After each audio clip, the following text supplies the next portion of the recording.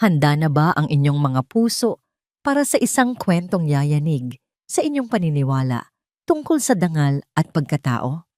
Halina't pakinggan natin ang isang salaysay na magpapatunay na ang tunay na halaga ay hindi nasusukat sa yaman o kapangyarihan. Sabi nila, sa pinakamatinding unos ng buhay, doon lumalabas ang tunay na kulay ng isang tao. Paano kung ang kamay na iyong hinahamak ang siya palang tanging kamay na magliligtas sa iyo at sa pinakamamahal mo? Ito ang kwento ni Hiraya. Umalingaw-ngaw ang kulog sa buong kalangitan ng sansinag, kasabay ng pagbuhos ng ulan na tila ba walang katapusan. Sa loob ng marangyang Hacienda del Cielo, ang bawat pagkidlat ay nagbibigay ng panandaliang liwanag sa nagdidilim na mansyon, nag-iiwan ng mga aninong sumasayaw sa dingding. Nakatayo si Hiraya Alcantara sa gilid ng sala, hawak ang isang basahan. Tahimik na pinupunasan ng isang mesang gawa sa nara. Bawat patak ng ulan sa bubong ay tila isang paalala ng unos sa kanyang dibdib. Dito, sa bahay na ito, siya ay si Hiraya ang katulong. Hindi si Dr. Alcantara ang pangalang pinaghirapan niya. Binuo. At pagkatapos ay winasak ng isang mapait na nakaraan. Bilisan mo nga riyan. Kanina ka pa dyan. Para kang pagongkong kumilos. Ang matinis na boses ni Myla Imperio, ang mapapangasawa ng heredero ng mansyon na si Silvan, ay pumunit sa katahimikan. Nakaupo ito sa isang malambot na sofa, ang malaking tiyan ay nagpapatunay na kabuwanan na niya.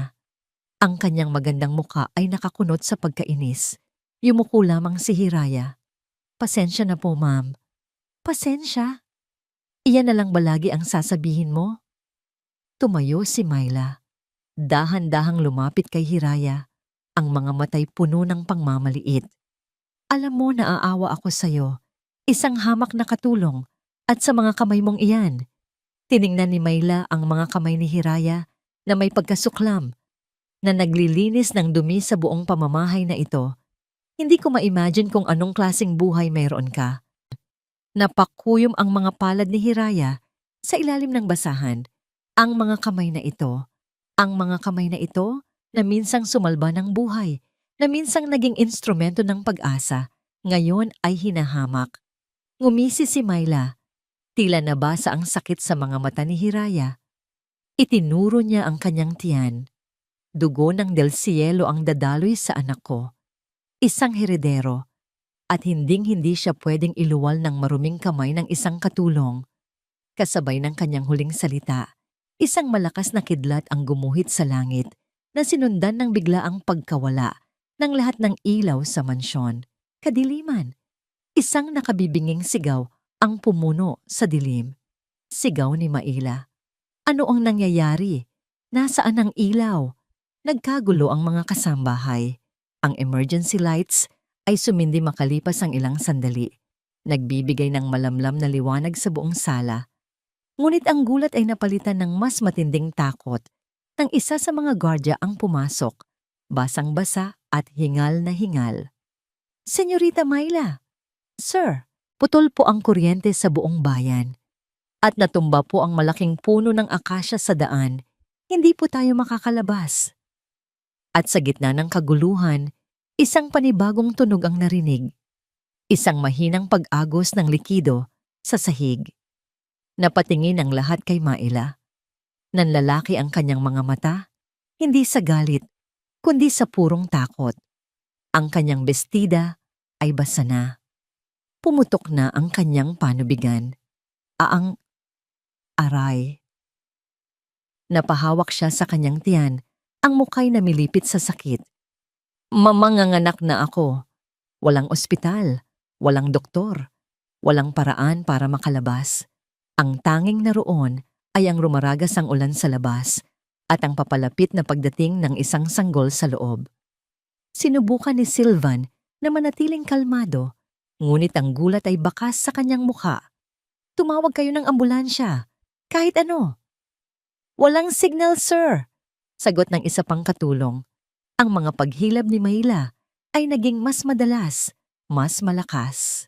Ang kanyang mga sigaw ng pagmamataas ay napalitan ng mga daing ng sakit at desperasyon.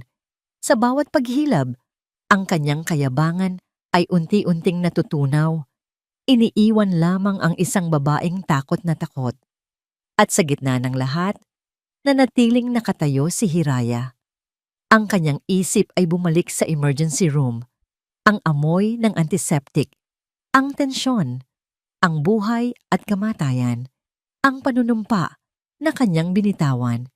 Nakita siya ni Maela. Sa pagitan ng isang matinding paghilab, ang mga mata nilang dalawa ay nagtama. Sa mga mata ni Maela, wala na ang pang-aalipusta. Ang naroon na lang ay pagmamakaawa. Hiraya. Halos pabulong na, sabi ni Maela. Ang bawat salita ay nahihirapan. Ang luha at pawis ay magkahalo na sa kanyang mukha. Hinawakan niya ang kamay ni Sylvan, ngunit ang kanyang mga mata ay nakatutok lamang kay Hiraya. Hiraya, tulungan mo ako. Parang awa mo na. Tumigil ang mundo para kay Hiraya. Ang babaeng humamak sa kanya, ang babaeng dumura sa kanyang pagkatao. Ngayon ay nagmamakaawa para sa tulong niya. Para sa tulong ng mga kamay na tinawag nitong marumi, isang malalim na hininga. Pagkatapos ay isang tango. Ang pagiging doktor ay wala sa titulo, nasa puso. Magpakulo kayo ng tubig. Kumuha kayo ng maraming malinis na tuwalya at gunting. Utos ni Hiraya sa ibang mga katulong. Ang kanyang boses, na dati mahina, ay biglang naging puno ng awtoridad at kumpiyansa. Nagulat ang lahat, pati na si Sylvan, ngunit sumunod sila nang walang tanong. Ang marangyang sala ay naging isang pansamantalang delivery room. Sa gabay ni Hiraya, ang lahat ay kumilos. Ang dating katulong ay naging komandante. Ang dating mapagmataas na ginang ay naging isang pasyenteng umaasa. Ilang oras ang lumipas. Ang gabi ay malalim na. Ang ulan ay humina na. Ang mga sigaw ni Maela ay napalitan ng mga ungol ng pagod. Isa pa, Maela.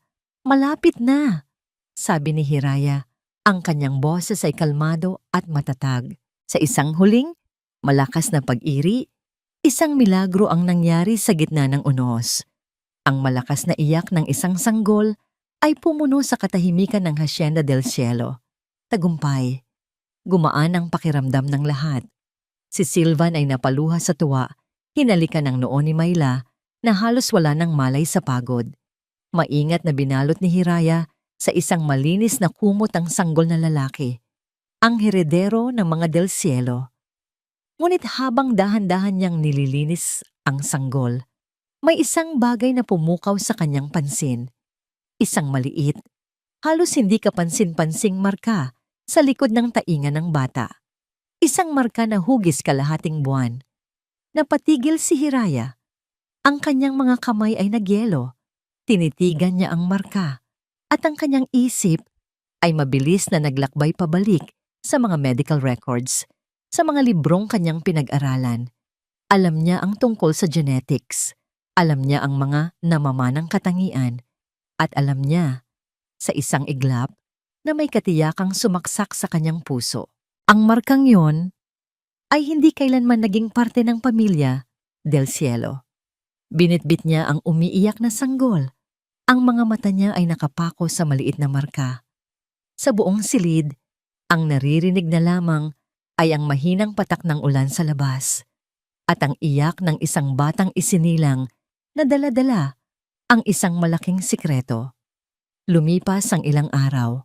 Ang unos ay ganap ng humupa at ang araw ay muling sumikat sa sansinag. Tila binubura ang lahat ng bakas ng nakaraang bagyo. Ang kuryente ay naibalik. Ang mga natumbang puno ay naialis na sa daan. At ang buhay sa Hacienda del Cielo ay bumalik sa dati nitong marangyang ritmo. Bumalik sa dati ang lahat, maliban kay Hiraya. Para sa kanya, ang tunay na unos ay ngayon pa lamang nagsisimula. Sa bawat sandali, ang imahe ng maliit na markang hugis buwan sa likod ng tainga ng sanggol ay nakatatak sa kanyang isipan. Ito ay isang sikretong daladala niya habang siya'y nagwawalis ng sahig. nag-aayos ng mga bulaklak sa florera at nagsisilbi ng pagkain sa pamilyang walang kamalay-malay. Ang sala kung saan isinilang ang bata ay muli ng malinis at mabango. Nawala na ang bakas ng dugo, pawis at takot. Napalitan na ito ng mga bagong bulaklak at ng halimuyak ng mamahaling pabango. Si Silvan del Cielo ay nasa alapaap ng kaligayahan. Ang kanyang mga mata ay laging mayroong kakaibang kislap sa tuwing tinititigan niya ang kanyang anak, na pinangalanan nilang Ricardo ay sunod sa kanyang ama.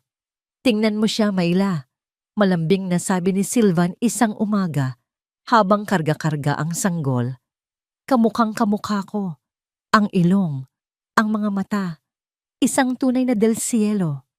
Mula sa gilid, habang naglalagay ng mga kubyerto sa mesa, narinig ni Hiraya ang lahat. Napatingin siya sa sanggol. Ang mga mata nito ay nakapikit. Ang maliliit na kamay ay nakakuyom. Isang anghel. Isang inosenteng anghel na naging sentro ng isang kasinungalingan. Ngumiti lamang si Mayla. Isang ngangiting hindi umabot sa kanyang mga mata. Mula nang manganak siya, ang tingin niya kay Hiraya ay bumalik sa dati. Malamig, mapagmataas, at puno ng paghamak. Tila ba ang gabing iyon, kung saan nagmakaawa siya para sa kanyang buhay, ay hindi kailanman nangyari. Para kay Mayla, si Hiraya ay muling naging isang anino. Isang kasangkapang walang pangalan at walang mukha. Isang hapon, habang nagdidilig si Hiraya ng mga halaman sa hardin, dumating ang sasakyan na minamaneho ni Lino, ang personal na driver ng pamilya.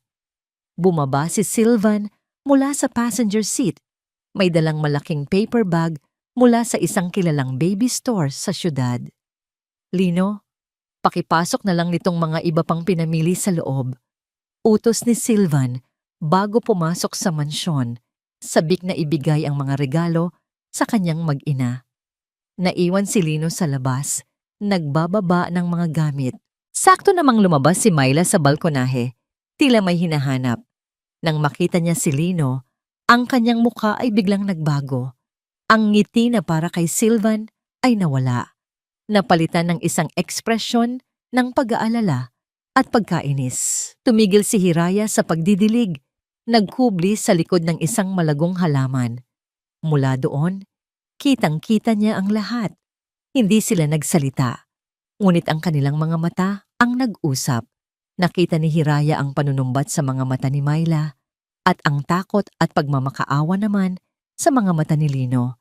Isang mabilis ngunit malaman na pagpapalitan ng tingin. Isang konbersasyong walang salita na puno ng tensyon. Natapos lamang ito nang muling lumabas si Silvan. Ang butil ng duda sa isipan ni Hiraya ay nagsimulang tumubo. Kinagabihan, hindi siya mapakali. Habang nagpupunas ng mga libro sa malawak na aklatan ng mga del cielo, ang kanyang isip ay lumipad pabalik sa nakaraan. Naalala niya ang kanyang mga araw bilang isang masigasig na medical intern. Dahil sa kanyang husay, pinagkatiwalaan siya ng isa sa kanyang mga professor na tulungan itong mag-research tungkol sa hereditary traits of prominent families. At isa sa mga case studies nila ay ang pamilya del cielo. Naalala niya ang makakapal na folder, ang mga family tree, ang mga lumang medical records na kanyang binasa. Bawat henerasyon ay maingat na nakatala. Naalala niya ang pagkamangha sa detalyadong impormasyon, mga sakit na namamana, kulay ng mata, uri ng buhok, lahat ay naroon. At sa lahat ng iyon, sa daan-daang pahina ng kasaysayang medikal ng mga del cielo, sigurado siya, walang kahit isang katiting na pagbanggit sa isang crescent-shaped birthmark sa likod ng tainga. Ito ay isang recessive trait na kailangang manggaling sa parehong dugo ng ama at ina. Imposible. Ang kanyang pag-iisip ay naputol nang tawagin siya ng mayordoma. "Hiraya, naubos na pala ang langis para sa mga ilawan sa hardin. Pakikuha sa bodega sa likod." Tumango si Hiraya at naglakad palabas. Ang bodega ay isang maliit na gusali na hiwalay sa mansyon, kung saan nakatago ang mga lumang gamit at mga suplay. Habang papalapit siya, may narinig siyang mga boses. Mahihina, ngunit pamilyar. Puno ng galit. Dahan-dahan siyang lumapit sa pinto na bahagyang nakaawang at sumilip. Sa loob, sa gitna ng mga lumang muebles, nakatayo si Myla at Lino. "Hindi na ako makapaghintay, Myla. Kailangan ko na ng bayad." Narinig niyang sabi ni Lino. Ang boses ay nanginginig sa desperasyon. "Pinupuntahan na ako sa bahay.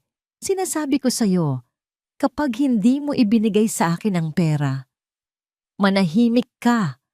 Putol ni Myla. Ang boses ay tila isang ahas na handang manuklaw, malamig at mapanganib.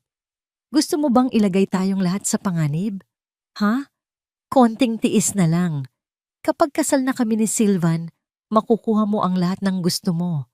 Pero sa ngayon, tumahimik ka at umakto na parang walang nangyayari." "Pero Myla." "Wala nang pero-pero," sigaw ni Myla sa pabulong na paraan. "Ako ang bahala. Ako ang may kontrol dito. Huwag na huwag mo akong susubukan, Lino." Napaatras si Hiraya. Ang kanyang puso ay dumadagundong sa kanyang dibdib. Pera. Panganib. Ang mga salitang iyon ay umalingaw-ngaw sa kanyang tainga. Ang lahat ng piraso ng palaisipan ay dahan-dahang nagkakabit-kabit. Ang lihim na tinginan, ang peklat ng sanggol, ang desperadong usapan. Sa kanyang pag-atras, hindi niya sinasadyang natapakan ng isang tuyong sanga sa lupa. Isang maliit na kaluskos. Ngunit sa katahimikan ng gabi, ito ay kasing lakas ng isang putok ng baril. Natigilan ang dalawa sa loob. Dahan-dahang lumingon si Myla patungo sa pinto. At sa siwang na iyon, ang kanyang mga mata ay sumalubong sa mga mata ni Hiraya. Walang gulat sa mukha ni Myla. Walang pagkataranta. Ang tanging nakita ni Hiraya ay isang matinding lamig. Isang lamig na tumagos hanggang sa kanyang kaluluwa. Ang mga mata ni Myla ay naging makitid, puno ng hindi maipaliwanag na galit at isang tahimik na pagbabanta. Isang tingin na nagsasabing, "Alam ko na alam mo." Para kay Sylvan del Cielo, ang bawat umaga ay perpekto. Ang sinag ng araw na tumatagos sa malalaking bintana ng kanyang silid ay tila may dalang pangako ng isang magandang araw. Ang amoy ng kapeng bagong luto mula sa baba ay humahalo sa malinis at sariwang hangin ng probinsya. At higit sa lahat, ang tunog ng mahinang paghinga ng kanyang anak mula sa kuna sa tabi ng kama ay ang pinakamagandang musikang kanyang naririnig. Sa paningin ni Tia, ang kanyang mundo ay kumpleto na. Maingat siyang bumangon, sinisigurong hindi magising si Myla na mahimbing pang natutulog. Sinilip niya ang kanyang anak, si Ricardo Sequentondan, at isang nangiti ang kusang gumuhit sa kanyang mga labi. Ang maliit na nilalang na ito ang nagpapatunay ng kanyang tagumpay. Ang tagapagmana ng lahat ng kanyang pinaghirapan, ang susunod na Del Cielo. "Ang aking kampeyon," pabulong niyang sabi, at dahan-dahang hinalikan ito sa noo. Bumaba siya para mag-agahan na may gaan sa kanyang dibdib. Ang lahat ay nasa tamang lugar. Ang negosyo ay maunlad, ang pamilya ay buo, at ang babaeng kanyang pinakamamahal ay nagbigay sa kanya ng pinakamahalagang regalo. Pagbaba niya, naabutan niyang naghahanda na ng mesa si Hiraya. Ang babae ay gumagalaw ng tahimik, halos hindi napapansin, na tila isang anino. Napansin ni Sylvan ang pananamlay sa mga mata nito, ang laging pagyuko ng ulo. Mula noong gabing isinilang ang bata, tila lalo itong naging malungkot. Siguro'y naiinggit, naisip ni Sylvan. O baka naman talagang mahirap lang ang buhay para sa kanya. Nakaramdam siya ng bahagyang awa, ngunit mabilis din itong nawala. May mas mahahalaga siyang bagay na dapat isipin. Maya-maya pa ay bumaba na si Myla. Suot ang isang mamahaling silk robe. Ang mukha niya ay sariwa at nagliliwanag. Lumapit ito kay Sylvan at dinampian siya ng isang matamis na halik. "Good morning, mahal," bati nito. Good morning, my love. Sagot ni Sylvan. Hinawakan ng kamay nito at pinaupo sa kanyang tabi. Habang nagsasali ng kape si Hiraya sa kanilang mga tasa, may kinuha si Sylvan mula sa kanyang bulsa. Isang maliit na kahon na nababalutan ng velvet. Para sa'yo, sabi niya, ang mga mata'y nagniningning sa pagmamahal. Nanlaki ang mga mata ni Mayla sa tuwa nang buksan niya ito. Sa loob ay isang kwintas na diamante. Simple ang disenyo, ngunit ang bawat bato ay kumikinang ng may pambihirang liwanag. Sylvan! Ang ganda! Halos hindi makapaniwalang sabi ni Mayla. Wala iyan kumpara sa ibinigay mo sa akin. Malambing na sabi ni Sylvan. Salamat, Mayla. Salamat sa pagbuo ng pamilya natin. Salamat sa pagbibigay mo sa akin ng isang heredero. Tumayo siya at isinuot ang kwintas sa leeg ni Mayla. Ang mga diamante ay lalong nagbigay buhay sa makinis nitong balat. Niyakap siya ni Mayla ng mahigpit. Mahal na mahal kita, Sylvan. Mas mahal kita, sagot niya. Sa kanilang peripheral vision, nakita nilang dalawa si Hiraya na mabilis na tumalikod at naglakad pabalik sa kusina, na tila may importanteng kailangang gawin. Nagkatinginan sina Sylvan at Mayla. Huwag mo na lang siyang pansinin, sabi ni Mayla, may bahid ng iritasyon sa boses. Lagi namang ganyan, isang malungkot na kaluluwa. Tumango si Sylvan. Pinagmasdan niya ang papalayong anino ni Hiraya. Tama si Mayla. Hindi niya dapat pinapansin ang mga bagay na hindi mahalaga. Ang mahalaga ay ang paraisong nasa harapan niya ngayon. Ang kanyang magandang mapapangasawa at ang kinabukasan ng kanilang pamilya. Kinagabihan, pagkatapos ng isang mahabang araw ng pag-aasikaso sa mga papeles ng kumpanya, lumabas si Sylvan sa balkonahe ng kanyang opisina. Tanaw mula roon ang malawak na hardin ng hasyenda na naliligo sa liwanag ng buwan. Huminga siya ng malalim. Ito ang kanyang kaharian. Habang nakatayo roon, may dalawang anino sa dilim ang nakaagaw ng kanyang pansin. Malapit sa may fountain sa dulo ng hardin, hindi niya maaninag ang kanilang mga muka, ngunit sa kanilang mga kilos, alam niyang mga tauhan sila sa mansyon. Marahil ay isang hardinero at isang kusinera na may lihim na relasyon, napangiti siya. Nakita niyang bahagyang nagtalo ang dalawa, pagkatapos ay mabilis na yumakap ang lalaki sa babae. At sa isang saglit na walang pag-iingat, nakita niya itong naglapat ng mabilis na halik sa mga labi ng babae bago sila nagmamadaling naghiwalay at naglakad sa magkaibang direksyon, pabalik sa kadiliman. Pag-ibig nga naman, bulong ni Sylvan sa sarili habang umiiling na may ngiti. Hindi niya binigyan ng mali siya ang kanyang nakita. Para sa kanya, iyon ay isang simpleng eksena ng pag-iibigan sa ilalim ng buwan. Isang maliit na kwento sa loob ng kanyang malaking paraiso. Wala siyang ideya na ang lalaking anino ay kay Lino at ang babae ay kay Mayla. Bumalik siya sa loob, masaya at kontento. Ngunit sa kanyang pagpasok, nasalubong niya ang kanyang ama, si Don Ricardo del Cielo, na nakatayo sa may pintuan ng aklatan. Tila kanina pa siya hinihintay. Ama, bati ni Sylvan. Si Don Ricardo ay isang taong irinirespeto ng lahat. Ang kanyang mga mata ay matalas at puno ng karunungan. Tila kayang basahin ang kaluluwa ng sino mang kanyang kausap. Ngumiti ito sa anak, ngunit isang ngiting may kahulugan. Mukhang maganda ang gabi mo, anak, sabi ng matanda. Opo, Ima. Lahat po ay perpekto, sagot ni Sylvan, ang puso'y puno ng galak. Tumango si Don Ricardo at tumingin sa labas, sa direksyon kung saan nawala ang dalawang anino kanina. Ang kanyang mga mata ay naningkit at ang kanyang nangiti ay bahagyang nawala. Sylvan, sabi niya, ang boses ay kalmado ngunit may bigat. Tandaan mo ito. Humarap siya sa kanyang anak at ang mga mata nilang dalawa ay seryosong nagtama. Hindi lahat ng kumikinang ay ginto. Pagkatapos sabihin iyon, tumalikod na si Don Ricardo at pumasok sa aklatan. Iniwan si Sylvan na nakatayo roon, bahagyang naguguluhan. Napakunot ang noo ni Sylvan, isang kakaibang paalala mula sa kanyang ama. Ngunit mabilis niya itong isinantabi.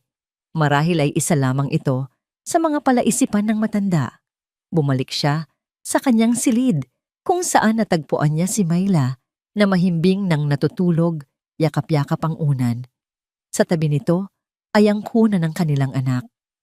Ang perpektong larawan ng isang pamilya. Para kay Sylvan, ginto ang lahat ng nasa paligid niya. Maningning, mahalaga, at walang puwang para sa anumang pagdududa.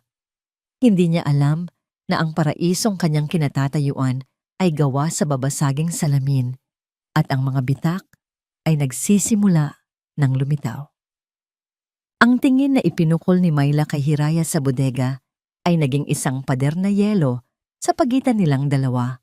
Sa mga sumunod na araw, ang bawat kilos ni Hiraya sa loob ng mansyon ay tila binabantayan. Nararamdaman niya ang mga mata ni Myla sa kanyang likuran, isang presensyang malamig at mapagmasid. Ang dating pang-aapi na hayagan ay napalitan ng isang tahimik na digmaan ng mga titig, isang labanan ng nerbiyos na lalong nagpatindi sa bigat ng atmosfera sa hasyenda. Isang umaga, habang nag-aayos si Sylvan para pumasok sa opisina, tinawag ni Myla si Hiraya sa kanilang silid. Ang kwarto ay malawak at marangya, puno ng mga gamit na nagkakahalaga ng katumbas ng ilang taong sahod ni Hiraya. Hiraya, linisin mong maigi ang buong kwarto, utos ni Myla habang isinusuklay ang kanyang mahabang buhok sa harap ng isang salamin na gawa sa Europa. At siguraduhin mong itatapon mo lahat ng basura. Ayoko ng anumang dumi dito. Maliwanag. Opo, ma'am. Sagot ni Hiraya, yumuko at kinuha ang mga gamit panlinis. Habang naroon si Sylvan, si Myla ay ang larawan ng isang perpektong ginang. Ngunit sa sandaling makalabas ito ng pinto, ang kanyang nangiti ay naglaho. Humarap siya kay Hiraya, ang mga matay kasing talim ng patalim. Huwag na huwag kang hahawak ng kahit anong hindi mo pag-aari. Babala niya sa mahinang boses. At bilisan mo. Ang baho ng isang katulong ay nananatili sa silid na ito. Hindi na lamang umimik si Hiraya. Hinayaan niyang tumagos ang mga salita sa kanyang tainga. Sanay na siya. Ang mas mahalaga ngayon ay ang mag-ingat.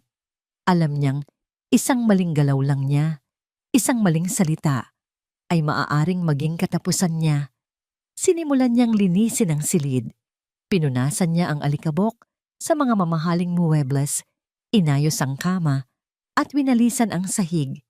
Ang lahat ng ito ay ginawa niya ng may dobleng pag-iingat. Huli niyang nilapitan ang basurahan sa tabi ng vanity table ni Myla. Ito ay puno ng mga bulak na may mamahaling makeup remover, mga walang lamang bote ng pabango, at mga resibo mula sa mga butik. Kinuha niya ang plastik ng basura para itali ito. Ngunit sa kanyang pag-angat, isang gusot na papel ang nahulog mula sa gilid nito at gumulong sa sahig. Iba ito sa mga resibo, mas makapal. At ang pagkakalukot dito ay tila ginawa sa matinding galit o takot. Pinulot ito ni Hiraya.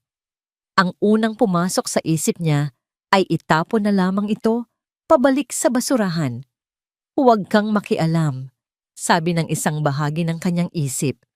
Delikado. Ngunit ang kabilang bahagi, ang pag-iisip ng isang doktor na si nanay na maghanap ng sintomas at mag-diagnose ng problema ay hindi mapakali. Ang gusot na papel na ito ay tila isang sintomas, isang piraso ng ebidensya na hindi niya maaaring palampasin. Sumilip siya sa labas ng pinto. Walang tao sa pasilyo. Ang tanging naririnig niya ay ang tibok ng sarili niyang puso na biglang bumilis. Nanginginig ang mga kamay niya habang dahan-dahan niyang binuklat ang papel. Hindi ito isang ordinaryong sulat. Ang mga salita ay bastang nakasulat gamit ang isang pulang ballpen. Ang diin sa bawat letra ay nagpapakita ng galit. Myla Imperio, basa niya sa simula. Ito na ang huling babala. Pasensya ko'y paubos na. 1 buwan ka nang hindi nagbabayad sa 5 milyong utang mo sa akin. Alam kong malapit na ang kasal mo sa Del Cielo. Akala mo ba makakatakas ka? Napasinghap si Hiraya. Napahawak siya sa kanyang bibig para pigilan ang anumang tunog na maaaring lumabas. 5 milyon. Isang halagang hindi niya kayang kitain kahit sa 10 buhay. Nagpatuloy siya sa pagbabasa. Ang kanyang mga mata ay nanlalaki sa bawat salita. Ibigay mo sa akin ang pera bago matapos ang linggong ito. Kung hindi, ang buhay mo ang kapalit. Huwag mong isipin na hindi kita maabutan sa loob ng hasyenda na yan. Kahit saan ka magtago, hahanapin kita. At sisiguraduhin kong bago kita tapusin, malalaman ng buong mundo, lalo na ng pamilya ng mapapangasawa mo, na isa kang manunugal at sinunggaling. Sa ilalim ng sulat ay may bastang guhit ng isang bungo. Nabitawan ni Hiraya ang papel. Tila nanlamig ang buong katawan niya. Ngayon, lahat ay naging malinaw. Ang desperasyon sa pagitan ni Myla at Lino, ang pangangailangan sa pera, ang pagpapakasal kay Sylvan. Hindi lang ito tungkol sa kasakiman, hindi lang ito pangarap na maging mayaman. Ito ay isang laban para sa buhay. Si Myla ay hindi isang mangangaso na naghahanap ng mas malaking biktima. Siya ay isang nasusukol na hayop, handang gawin ang lahat, manakit, manlinlang, pumatay, para lamang makatakas sa bitag na siya mismo ang gumawa. Ang pag-unawang ito ay hindi nagdulot ng awa kay Hiraya. Bagkus, nagdulot ito ng mas matinding takot. Isang taong desperado at walang pakialam sa iba ay mas delikado kaysa sa isang taong sakim lamang. Dali-dali niyang pinulot ang sulat mula sa sahig. Ano ang gagawin niya? Ibabalik ba niya ito sa basura? Itatago? Isusumbong? Ngunit kanino? Sino ang maniniwala sa isang hamak na katulong laban sa isang senyoritang malapit nang maging isang Del Cielo? Hawak niya sa kanyang mga kamay ang isang katotohanang kayang sumira ng lahat. Ngunit ang katotohanang ito ay isa ring hatol ng kamatayan para sa kanya kung malalaman ni Myla. Nakatayo siyang tulala sa gitna ng silid. Ang sulat ay mahigpit na hawak sa kanyang nanginginig na kamay. Ang kanyang isip ay blangko. Click! Ang marahang tunog ng pagpihit ng doorknob ang pumutol sa kanyang pag-iisip. Bago pa man siya makagalaw, bumukas ang pinto. Nakatayo roon si Myla, may dalang isang baso ng tubig. Ang kanyang mga mata ay agad na napako, hindi sa mukha ni Hiraya, kundi sa bagay na hawak nito. Sa gusot na papel na may mga salitang nakasulat sa pulang tinta. Walang nagsalita. Ang kulay sa mukha ni Myla ay unti-unting nawala. Napalitan ng isang nakakakilabot na putla. Ang kanyang mga labi ay bahagyang nakaawang sa gulat na mabilis na napalitan ng isang linyang tuwid at mapanganib. Ang kanyang mga mata ay naningkit at sa isang iglap, ang takot sa mga yon ay nag-apoy at naging purong galit. Ang katahimikan sa loob ng marangyang silid ay naging mabigat, halos nakakabingi. Tanging ang mahinang tunog ng aircon at ang dalawang paghingang puno ng tensyon ang maririnig. Nahuli siya. At sa mga mata ni Myla, alam ni Hiraya na ang kanyang natuklasan ay hindi lang isang simpleng sekreto. Ito ay isang kasalanan na kailangan ng kaparusahan. Ang katahimikan sa pagitan ni Hiraya at Myla ay kasing bigat ng isang puntod. Dahan-dahang kinuha ni Myla ang gusot na sulat mula sa nanginginig na kamay ni Hiraya. Hindi niya ito binasa. Alam na niya ang nakasulat doon. Sa halip, maingat niya itong tiniklop. Ang bawat tupi ay tila isang pagtitimpi sa nag-aalab na galit sa kanyang dibdib. Itinaas niya ang kanyang mga mata at isang malamig na ngiti ang sumilay sa kanyang mga labi. Isang ngingiting hindi nakarating sa kanyang mga mata. Salamat sa paglilinis, Hiraya. Sabi niya sa isang boses na kasing lamig ng yelo. Maari ka nang umalis. Walang sigaw, walang banta. Ngunit sa paraan ng kanyang pagsasalita, alam ni Hiraya na mas malala pa ito. Ang katahimikan ni Myla ay mas nakakatakot kaysa sa anumang sigaw. Tumalikod si Hiraya at naglakad palabas ng silid. Ang kanyang mga binti ay tila gawa sa tingga. Nararamdaman niya ang mga mata ni Myla na nakatutok sa kanyang likuran, isang tingin na nangangako ng ganti. Kinabukasan, isang kakaibang kapayapaan ang bumalot sa mansyon. Si Myla ay nakangiti sa lahat, mas malambing kay Sylvan at mas mapagbigay sa mga kasambahay. Tinawag pa niya si Hiraya para bigyan ng isang halos hindi pa nagagamit na bestida. Para sa'yo, sabi ni Myla, ang nangiti ay perpektong nakaguhit sa kanyang mukha. Pasasalamat sa pagtulong mo sa akin nung gabing iyon. Tinanggap ni Hiraya ang damit, ngunit ang kanyang puso ay puno ng pag-iingat. Ito ay isang bitag. Ang kabaitan ni Myla ay ang pain. Alam niyang may plano ito. Hinihintay lang niya kung kailan ito bibitaw. At hindi siya naghintay ng matagal.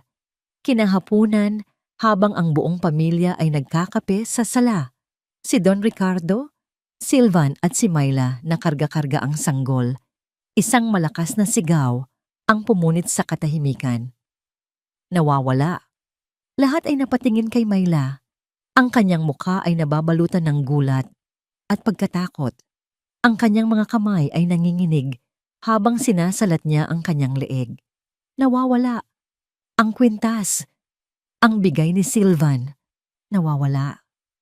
Ang kanyang boses ay nabasag, puno ng nagbabadyang mga luha.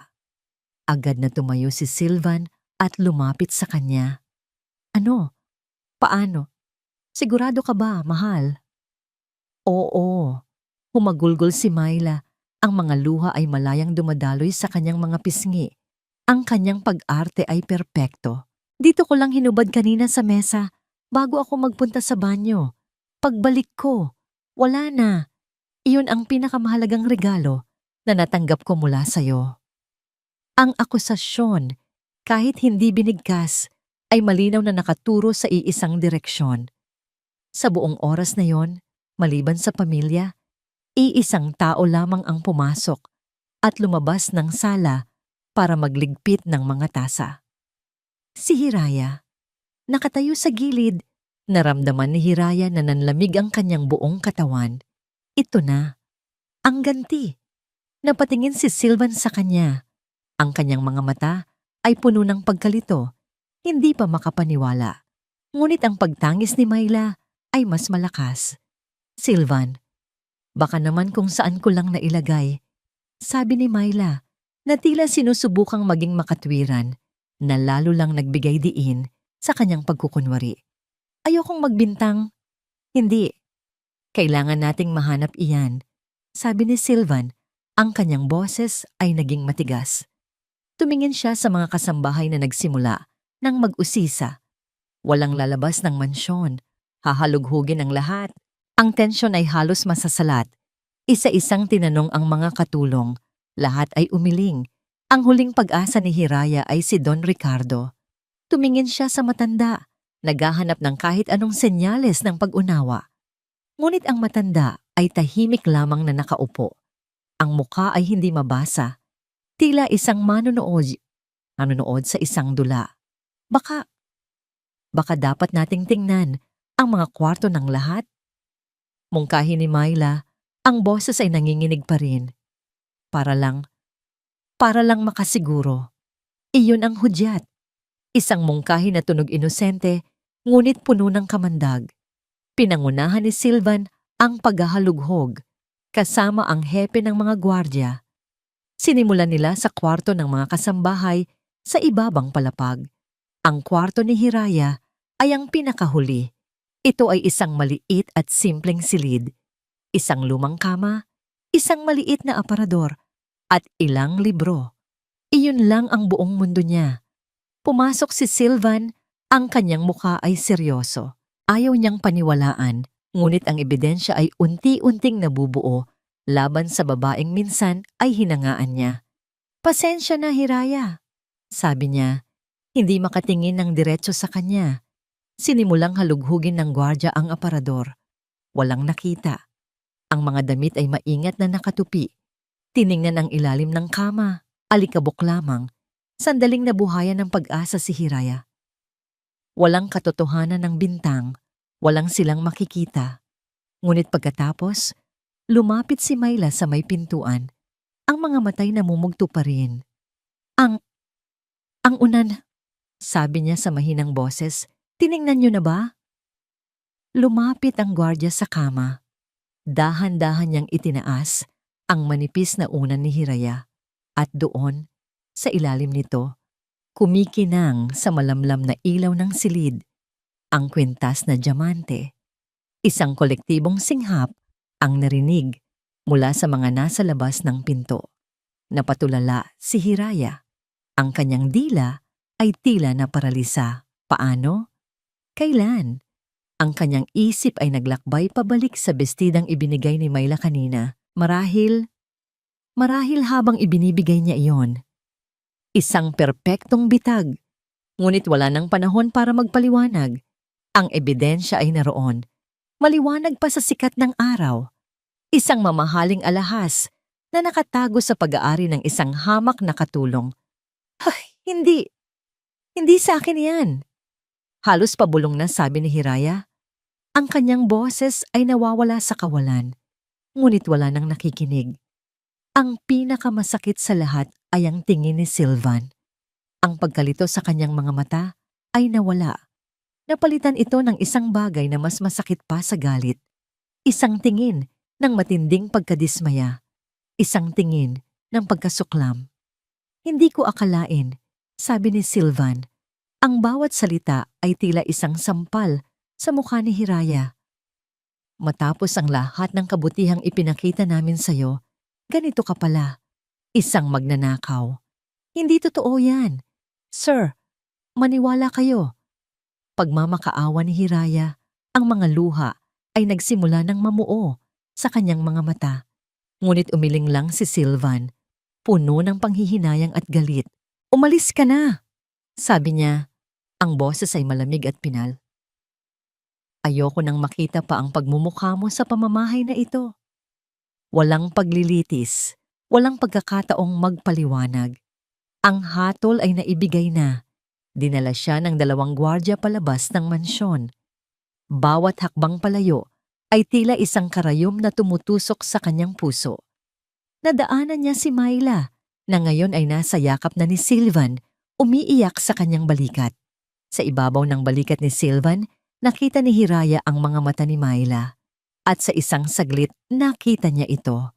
Isang mabilis, halos hindi mahahalata, ngunit malinaw na ngiti ng tagumpay. Binuksan ng mga gwardya ang malaking tarangkahan ng hasyenda. Ang ulan ay nagsimula na namang pumatak. Isang mahinang ambon na tila nakikidalamhati sa kanya. Itinulak siya palabas. Huwag ka nang babalik, sabi ng isang gwardya bago isara ang tarangkahan ng may malakas na kalabog. Naiwan si Hiraya sa labas sa gitna ng kalsada habang unti-unting lumalakas ang ulan. Wala siyang dala, walang pera, walang damit, walang dangal. Lahat ay kinuha sa kanya. Tumingala siya sa langit, hinayaan ang malamig na ulan na bumuhos sa kanyang mukha, humahalo sa kanyang mga luhang puno ng galit at kawalan ng pag-asa. Ang paraiso ay nagsara na para sa kanya. Itinapon siya palabas sa gitna ng isang bagong unos na siya lamang ang mag-isang haharapin. Ang bayan ng Sansinag ay walang awa sa mga taong walang pangalan at walang pera. Nalaman ito ni Hiraya sa pinakamapait na paraan. Ang natitirang kakarampot na ipon niya ay mabilis na naubos sa ilang araw na pagpapalipat-lipat. Ang huli niyang hantungan ay isang maliit na kwarto sa isang paupahang bahay sa pinakamaruming eskinita ng bayan. Ang kwarto ay tila isang kabaong. Amoy amag ang mga dingding. May isang bombilyang walang takip na nagbibigay ng malamlam at malungkot na liwanag. Ang tanging kasama niya sa gabi ay ang mga ipis na gumagapang sa sahig at ang tunog ng tumatagas na gripo sa labas, na tila isang orasan na binibilang ang kanyang mga huling sandali ng pag-asa. Lumipas ang 1 linggo. Ang galit na naramdaman niya noong una ay unti-unting napalitan ng isang malalim na pagod. Pagod sa katawan, pagod sa isip, pagod sa kaluluwa. Gabi-gabi, nakahiga siya sa manipis na banig, nakatitig sa kisame, at tinatanong ang sarili, saan ako nagkamali?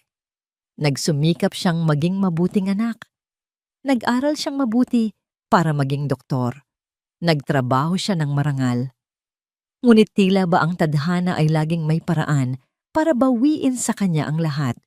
Ang kanyang lisensya, ang kanyang reputasyon, at ngayon, ang kanyang dangal. Naramdaman niya ang matinding gutom, ngunit mas matindi ang bigat sa kanyang dibdib. Para saan pa ang lumaban? Siya ay isang langgam laban sa isang dambuhala.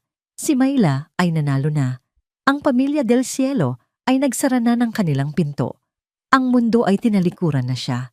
Sa kauna-unahang pagkakataon sa kanyang buhay, sumuko na si Hiraya. Hinayaan niyang balutin siya ng dilim. Wala nang pag-asa, wala nang bukas. Habang siya'y nakahiga roon, sa gitna ng dumadagundong na katahimikan, isang tunog ang pumutol sa kanyang pag-iisip. Tok, tok, tok. 3 mahina, ngunit malinaw na katok sa kanyang pinto. Napabangon siya.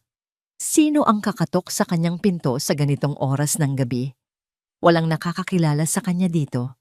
Baka mga tauhan ni Mayla, pinadala para siguraduhing hindi na siya muling magsasalita. O baka naman ang may-ari ng paupahan para singilin siya sa upa na hindi na niya kayang bayaran. Nanginginig siyang tumayo. Dahan-dahan siyang lumapit sa pinto. Ang bawat hakbang ay puno ng takot. Sino yan? Mahina niyang tanong. Walang sumagot. Sa halip, muling umalingaw-ngaw ang 3 katok. Mas malakas, mas mapilit.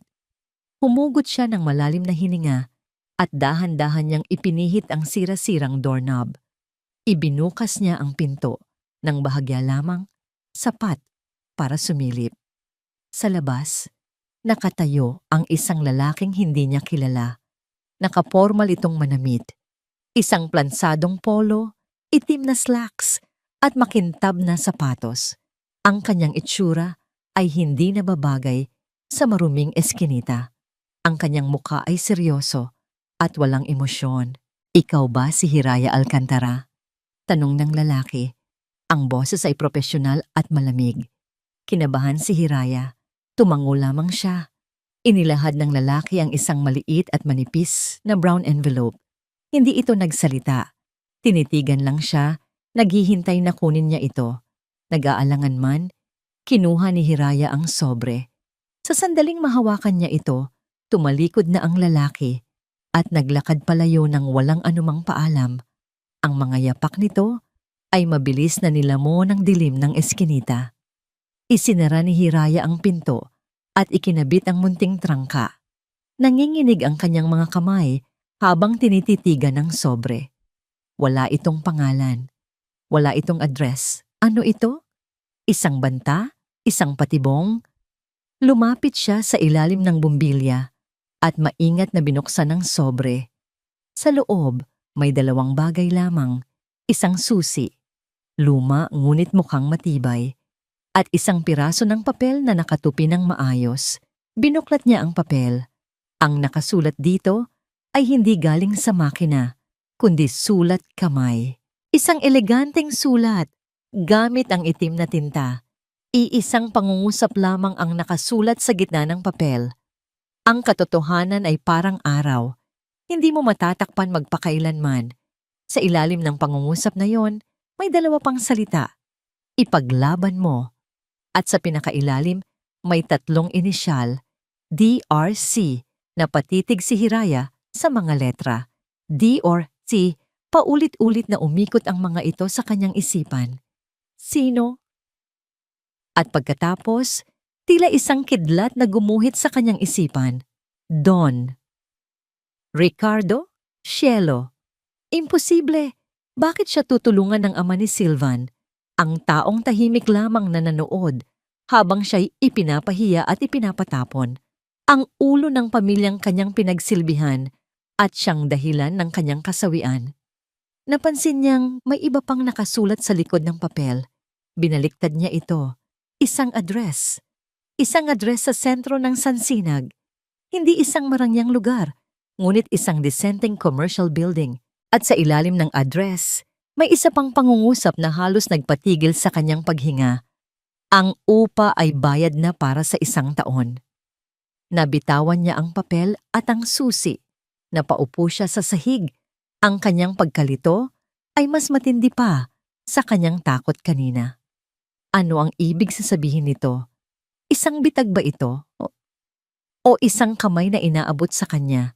Mula sa lugar na hindi niya inaasahan, pinulot niyang muli ang susi. Ang malamig na metal ay tila nagbigay ng kakaibang init sa kanyang palad. Pinulot niya ang papel. Binasa niyang muli ang mga salita. Ipaglaban mo. Ang apoy na akala niya'y tuluyan nang namatay sa kanyang dibdib. Ang apoy ng pagiging isang doktor, ng pagiging isang mandirigma, ay biglang nagkaroon ng isang maliit na titis. Hindi pa tapos ang laban, mayroon siyang kaalyado. Isang kaalyadong makapangyarihan at misteryoso. Sa kauna-unahang pagkakataon, sa loob ng maraming araw, sa gitna ng marumi at madilim na silid, isang butil ng pag-asa ang sumibol sa puso ni Hiraya. Hindi niya alam kung ano ang naghihintay sa kanya. Ngunit ngayon, meron na siyang dahilan para harapin ang bukas. Sa salamin ng kanyang mamahaling vanity table, tinitigan ni Myla Imperio ang kanyang refleksyon. Nakasuot siya ng isang eleganteng damit na seda at sa kanyang leeg ang kumikinang na kwintas na diamante. Ang mismong bagay na naging sandata niya at siyang nagpabagsak sa kanyang kaaway.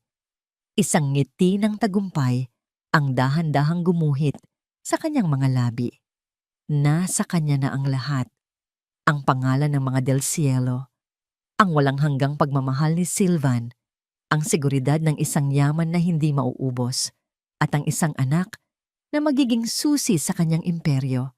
Si Hiraya Alcantara ay isa na lamang masamang panaginip, isang aninong ganap na niyang nabura sa kanyang perpektong mundo. Siya ang reyna ng kastilyong ito. Siya ang nagwagi. Ngunit habang pinagmamasdan niya ang kanyang sarili, isang anino ng takot ang dumaan sa kanyang mga mata. Ang tagumpay ay matamis, ngunit ito'y marupok. Mayroon pa ring isang hiblang nakabitin, isang maluwag na turnilyo sa perpektong makinarya na kanyang binuo. Ang pangalan ng tornilyong yon ay Lino. Kinuha niya ang kanyang cellphone at pumasok sa maluwag na banyo, maingat na isinara ang pinto. Tiniyak niyang mahimbing na natutulog ang sanggol sa kuna at si Sylvan ay abala sa trabaho nito sa baba. Dinial niya ang numero ni Lino. "Oh?" Sagot ng isang iritableng boses sa kabilang linya. Agad na nagbago ang anyo ni Myla. Ang kanyang boses ay naging malambing, puno ng pekeng pag-aalala. "Lino, kumusta ka na? Huwag ka namang magalit. Namimiss lang kita." "Huwag mo akong daanin sa ganyan, Myla," sagot ni Lino. May pait sa boses. "Nasaan na ang ipinangako mo? Halos 1 linggo na mula nang mapaalis mo si Hiraya. Ang sabi mo, bibigyan mo ako ng paunang bayad." Bumuntong hininga si Myla. Ang pagkainis ay nagsisimula nang kumawala sa kanyang pagkukunwari. "Lino, maging pasensyoso ka naman. Akala mo ba madali ito? Kailangan kong mag-ingat. Bawat kilos ko ay binabantayan ni Don Ricardo. Huwag kang mainip. Makukuha mo ang pera mo. Hanggang kailan ako maghihintay? Hanggang sa makalimutan mo na ako." Doon na napuno si Myla. Ang lambing sa kanyang boses ay naglaho, napalitan ng isang mapanganib na lamig. "Makinig ka sa akin, Lino Mendoza. Huwag na huwag mong susubukan ang pasensya ko. Gusto mo bang bumalik sa wala? Gusto mo bang mabaon ulit sa utang? Nasa akin ang lahat ng baraha. Isang salita ko lang kay Sylvan, isang tawag ko lang sa pulis, at ang buhay mo ay masisira. Tandaan mo, kasabwat kita dito. Kapag bumagsak ako, kasama ka." Katahimikan ang sumagot sa kabilang linya. Alam ni Myla na nakuha niya ang atensyon nito. "Maging isang mabuting aso ka lang, Lino. Pagpapatuloy niya, maghintay ka sa utos ko.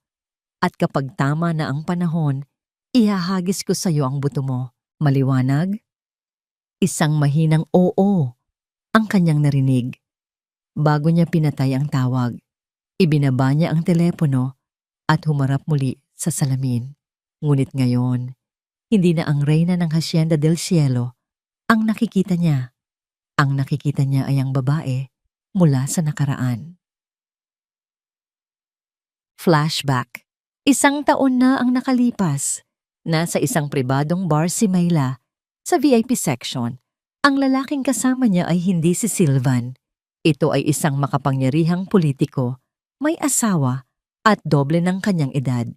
Mabigat ang presensya nito at bawat ngiti ay tila isang kalkuladong galaw. Nasilaw si Mayla sa kapangyarihan nito sa paraan ng paggalang ng lahat sa kanya. Ilang linggo matapos ang kanilang mga tagong pagtatagpo, isang katotohanan ang sumampal sa kanya. Hawak niya ang isang pregnancy test. Positibo. Nang sabihin niya ito sa politiko, ang ngiti nito ay nawala. Walang pag-aalala sa mga mata nito. Walang pagmamahal. Ang tanging naroon ay inis, na tila ba si Mayla ay isang problemang kailangan lang ayusin. Magkano ang kailangan mo para mawala ang problema na yan? Malamig na tanong ng lalaki habang naglalabas ng isang makapal na sobre ng pera. Noon naintindihan ni Mayla ang lahat. Para sa lalaking ito, siya at ang dinadala niya ay isang aberya lamang. Isang dumi na kailangang linisin. Ngunit sa gitna ng kanyang galit at pagkadurog, isang plano ang nabuo sa kanyang isipan. Isang plano na hindi lamang magliligtas sa kanya, kundi mag-aangat sa kanya sa tuktok. Kilala niya si Silvan del Cielo, isang mabait, mayaman, at medyo walang muwang na binata na matagal nang may gusto sa kanya. Si Silvan ang perpektong target. Ang kailangan na lang niya ay isang tulay, isang buhay na ebidensya para paniwalaan ni Silvan na may nangyari sa kanila. At doon pumasok si Lino, ang driver ng kanyang pinsan na laging nakatingin sa kanya, na alam niyang baon sa utang at gagawin ang lahat para sa pera. Si Lino ang perpektong piyon, ang gagamitin niyang artista sa kanyang dula, ang magsisilbing ama-amahan sa mata ng lipunan, habang ang tunay na hari sa kanyang plano ay si Silvan del Cielo. End of flashback. Bumalik si Mayla sa kasalukuyan. Ang bata sa kuna ay hindi lamang isang anak. Ito ang kanyang alas, ang kanyang tiket sa tagumpay. At ang tunay na ama nito, ang politiko.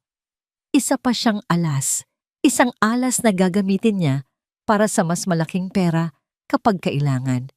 Siya ang may kontrol. Siya ang nagpapatakbo ng laro. Walang sino man ang makakapigil sa kanya. Samantala, sa maliit at masikip na kwarto nito, sa quarters ng mga tauhan, ibinaba ni Lino ang kanyang cellphone. Ang kanyang mukha ay isang maskara ng galit, takot at pagkapuot. Tiningnan niya ang screen ng kanyang lumang telepono. Hindi lang siya basta nakinig sa mga banta ni Mayla. Bago niya ito sinagot kanina, pinindot niya ang isang icon. At ngayon, habang nakatitig siya sa screen, isang maliit na audio file ang lumitaw. Kumpleto sa digital soundwave. Dahan-dahan, pinindot niya ang stop recording. At pagkatapos, pinindot niya ang save. Nanginginig ang kanyang mga kamay. Ngunit sa kauna-unahang pagkakataon, isang maliit na ngiti ng paghihiganti ang sumilay sa kanyang mga labi. Akala ni Mayla, siya ang reyna. Ngunit sa larong ito, kahit ang pinakamaliit na piyon ay maaaring maging hari. At si Lino, hawak na niya ngayon ang sandata na maaaring sumira sa buong kaharian. Ang pag-alis ni Hiraya ay dapat sana'y nagdulot ng kapayapaan sa Hacienda del Cielo. Iyon ang inakala ni Silvan. Ang magnanakaw ay napaalis na. Ang hustisya, sa kanyang paningin, ay naibigay na. Ngunit sa halip na kapayapaan, isang kakaibang kabalisahan ang pumalit. Mayroong isang pakiramdam ng pagkakamali, Isang espasyong hindi mapunan. Ang bagong katulong na pumalit kay Hiraya ay magaling din naman, ngunit iba, laging may kulang. Ang tahimik at epesyenteng presensya ni Hiraya, ang paraan ng paggalaw nito na halos hindi mo namamalayan, ngunit laging nasa tamang lugar, sa tamang oras, lahat ng yon ay nawala. Ang mansyon ay tila nawala ng isang piraso ng kanyang kaluluwa at hindi maintindihan ni Sylvan kung bakit niya ito nararamdaman para sa isang hamak na katulong na isa palang magnanakaw. Isang hapon, habang nag-aayos siya ng mga papeles sa kanyang opisina, pumasok si Maila. Ang mukha'y nagliliwanag sa tuwa. "Mahal, tingnan mo," sabi niya. Iwinawagayway ang isang pares ng mamahaling sapatos na pambata. "Hindi ba ang cute? Nagpunta ako sa spa kanina para mag-relax at nadaanan ko ang isang butik. Hindi ko napigilan ang sarili ko." Ngumiti si Sylvan. "Ang ganda nga. Siguradong magugustuhan niya ni Junior." Ngunit kinagabihan, habang nirerepaso niya ang buwanang credit card statement ng kanilang pamilya, isang transaksyon ang pumukaw sa kanyang pansin. Isang malaking halaga ang ginastos sa La Chic Boutique. Ang pangalan ng butik na binanggit ni Maila, ngunit ang address ng branch na nakatala sa resibo ay nasa kabilang dulo ng syudad, malayo sa spa na madalas puntahan ni Maila. Napahinto si Sylvan, bakit siya magsisinungaling sa isang maliit na bagay? Pwede naman niyang sabihin na nag-shopping siya. Simple lang. Pero bakit kailangan niyang sabihin galing siya sa spa? Ito ay isang maliit na bagay, isang halos walang kwentang detalye. Ngunit para kay Sylvan, na lumaki sa isang mundong ang bawat salita ay may bigat, ang maliit na kasinungalingang ito ay tila isang maliit na bato sa kanyang sapatos. Hindi nakakasakit, ngunit nakakairita. At hindi mo maaaring balewalain. Bigla, ang kanyang isip ay lumipad pabalik sa gabi ng bagyo. Naalala niya ang itsura ni Hiraya. Kahit na nababalutan ng takot ang lahat, si Hiraya ay nanatiling kalmado. Ang kanyang mga mata, kahit na may bakas ng kalungkutan, ay laging tapat. Diretso kung tumingin, walang pagkukunwari. Ikinumpara niya ito kay Maila. Mahal na mahal niya si Maila. Ngunit hindi niya maikakaila ang katotohanan. Ang buhay kasama si Maila ay laging puno ng drama. Ang matitinding pagtawa, ang masaganang pag-iyak, ang mga biglaang galit. Ito ay isang roller coaster ng emosyon. Akala niya noon, iyon ang tinatawag na passion. Ngunit ngayon, sa unang pagkakataon, naisip niya, baka hindi ito passion. Baka ito ay pag-arte. Ang alaala ng sinabi ng kanyang ama ay bumalik sa kanya. Malinaw na parang kahapon lang sinabi. Hindi lahat ng kumikinang ay ginto. Noong gabing iyon, hindi niya ito pinansin. Ngunit ngayon, ang mga salitang iyon ay nagsimulang magkaroon ng kahulugan. Kinaumagahan, habang nagkakape sila sa hardin, sinubukan niyang buksan ang usapan. "Ama," sabi ni Sylvan, "napaisip po ako sa sinabi ninyo noong isang gabi." Tumingin sa kanya si Don Ricardo mula sa kanyang dyaryo, ang mga matay matalas. "Alin doon?" "Yung tungkol sa ginto," sabi ni Sylvan, nag-aalangan. Ibinaba ni Don Ricardo ang kanyang dyaryo. Tinitigan niya ang kanyang anak, hindi bilang isang ama, kundi bilang isang mentor. "Ang tiwala, Sylvan," sabi niya sa mahinahon, ngunit may diin na boses, "ay parang salamin. Kapag nabasag na, maaari mo pa ring subukang buuin. Ngunit lagi mong makikita ang mga bitak." Hindi na nagsalita pa ang matanda, ngunit sapat na yon. Ang mga salitang yon ay tumagos sa puso ni Sylvan. Mayroon ng bitak sa kanyang tiwala. At ngayon, hindi na niya ito maaaring hindi pansinin. Kinagabihan, habang nasa banyo si Maila para maligo, ang kanyang cellphone ay umilaw sa ibabaw ng bedside table. Isang notifikasyon. Karaniwan, hindi niya ito papansinin. Ang privacy ay mahalaga sa kanilang relasyon. Ngunit ngayong gabi, iba. Ang pagdududa na kanyang pilit na itinatago ay mas malakas na sa kanyang respeto. Nanginginig ang kanyang mga kamay habang inaabot ang telepono. Hindi ito nakalak. Isang pagkakamali sa parte ni Myla o baka isang senyales mula sa tadhana. Binuksan niya ang message inbox. Walang kahina-hinala. Ngunit ang kanyang mga daliri na tila may sariling isip ay nagpunta sa trash folder. Sa folder ng mga recently deleted messages, may iisang mensahe doon, galing sa isang numerong hindi nakasave. Ang mensahe ay hindi buo. Tila pinutol ng sistema ang preview. Ang tanging nababasa niya ay ilang nakakakilabot na piraso ng mga salita. Pera. Kung hindi, malalaman ni Del Cielo ang lahat. Nanigas si Sylvan sa kanyang kinatatayuan. Ang telepono ay tila naging isang bloke ng yelo sa kanyang kamay. Pera, malalaman ni Del Cielo. Ang lahat. Ano ang ibig sabihin nito? Anong pera? At ano ang lahat na hindi dapat malaman ng pamilya niya, na hindi dapat niya malaman? Mula sa banyo, narinig niya ang pagpatak ng tubig mula sa shower. Ang tunog na dating nagbibigay sa kanya ng kapayapaan ay tila tunog na ngayon ng isang bombang malapit ng sumabog. Ang mga bitak sa kanyang perpektong paraiso ay hindi na maliliit. Sila ay malalaki ng mga lamat. At nararamdaman niya sa kaibuturan ng kanyang kaluluwa na malapit na itong gumuho.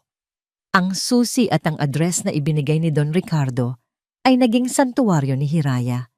Ito ay isang maliit na opisina sa ikalawang palapag ng isang lumang gusali sa bayan.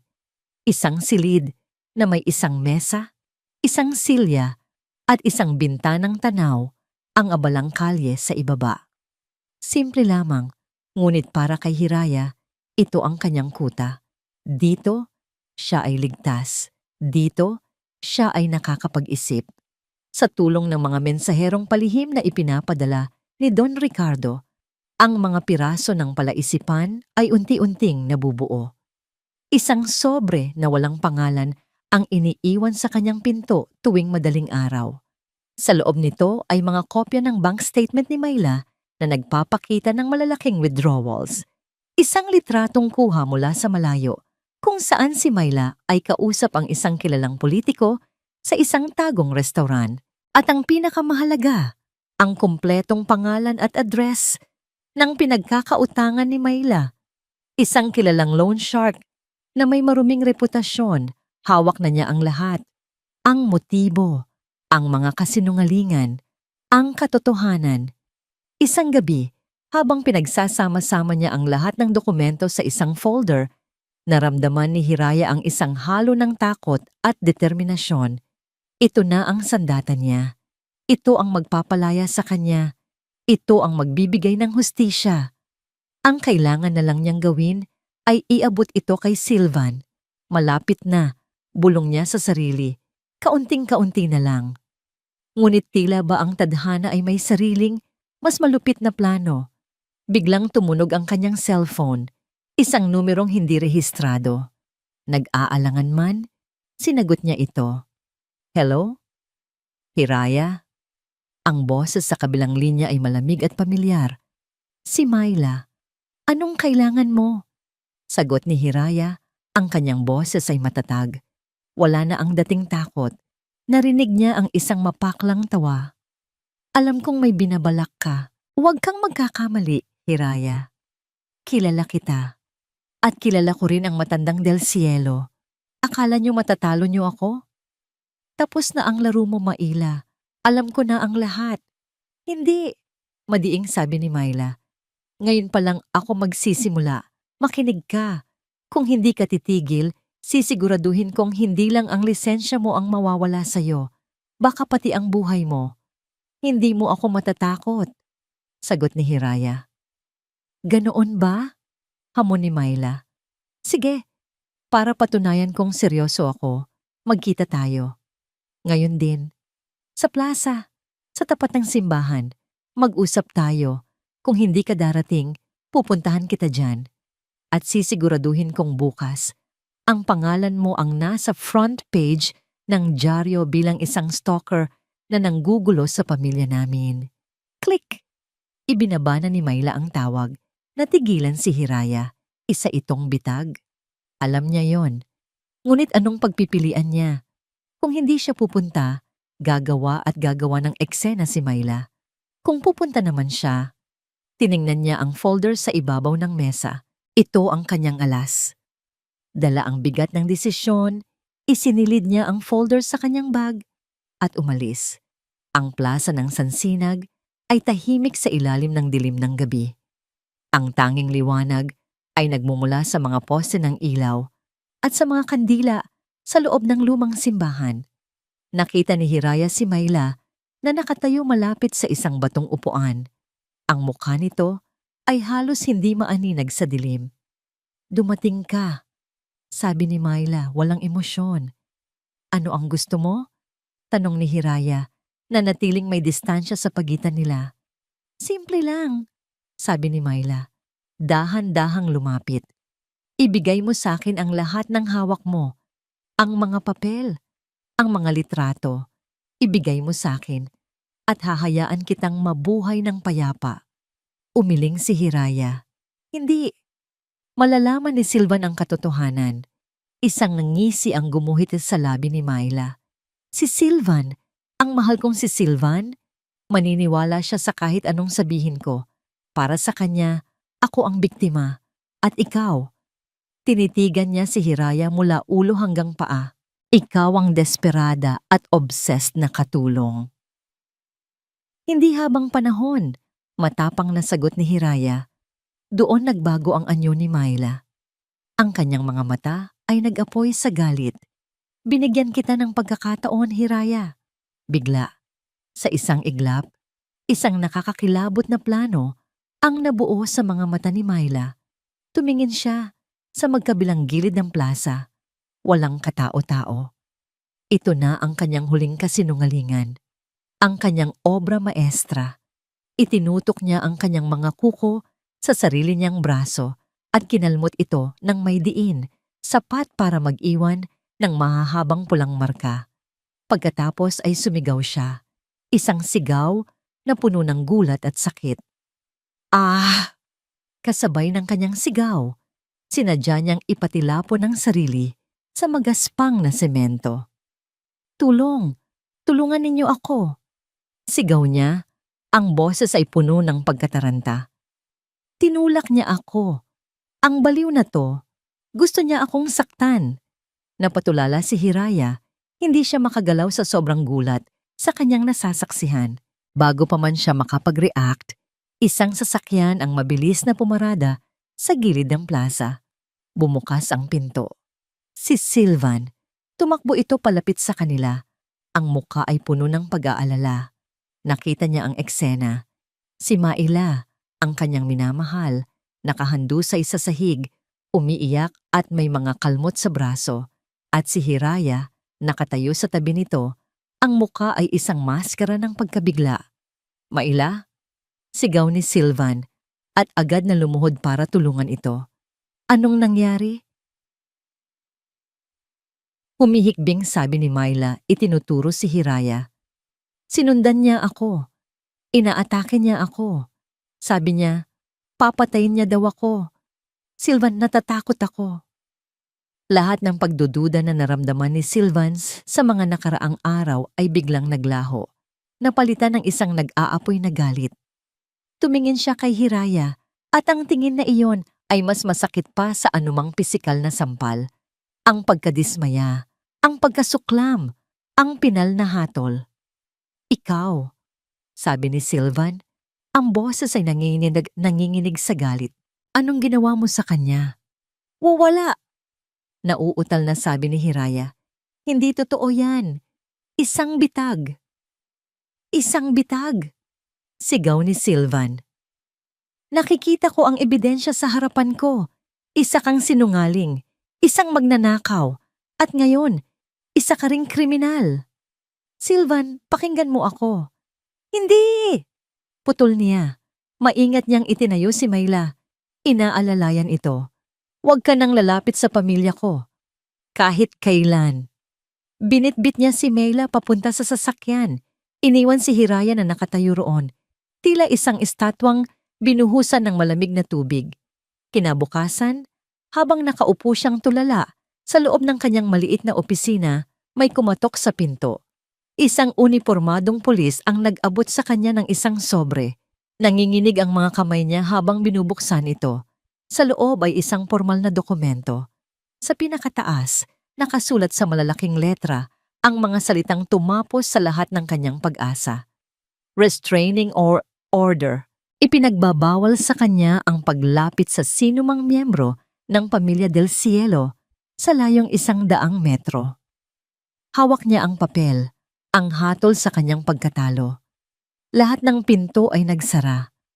Lahat ng bintana ay isinara. Ang katotohanan ay nasa loob ng isang folder sa kanyang bag, ngunit wala na itong silbi. Nasa labas siya, sa gitna ng kadiliman. At sa pagkakataong ito, tila wala nang sino mang mag-aabot sa kanya ng susi. Ang Grand Ballroom ng Hacienda del Cielo ay nagliliwanag. Ang mga eleganteng bisita na nakasuot ng kanilang pinakamamahaling damit at alahas ay nagkalat. Hawak ang mga kopita ng champagne. May maririnig na malamyos na tugtugin mula sa isang string quartet sa sulok. Ang hangin ay puno ng amoy ng mga bulaklak, mamahaling pabango, at pera. Ito ang gabi ng engagement party ni na Sylvan at Maila. Ito ang gabi ng kanilang tagumpay.